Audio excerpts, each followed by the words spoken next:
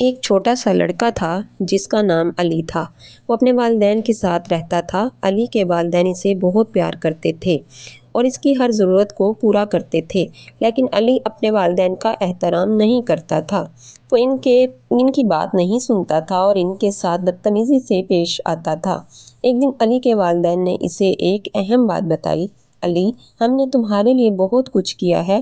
ہم نے تمہیں کھانا کھلایا، پڑھایا اور تمہیں ہر چیز دی، لیکن تم ہمارا احترام نہیں کرتے۔ علی نے اپنے والدین کی بات سن کر اور ان کے ساتھ بدتمیزی سے پیش آنے پر شرمندگی محسوس کی۔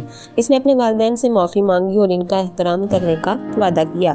اس کے بعد علی نے اپنے والدین کا احترام کرنا شروع کیا۔ وہ ان کی بات سنتا، ان کی مدد کرتا اور ان کے ساتھ پیار سے پیش آتا۔ علی کے والدین نے اس کی تبدیلی دیکھ کر خوشی محسوس کی، اسے گلے لگایا اور اسے بتایا کہ وہ اس پر فخر کرتے ہیں۔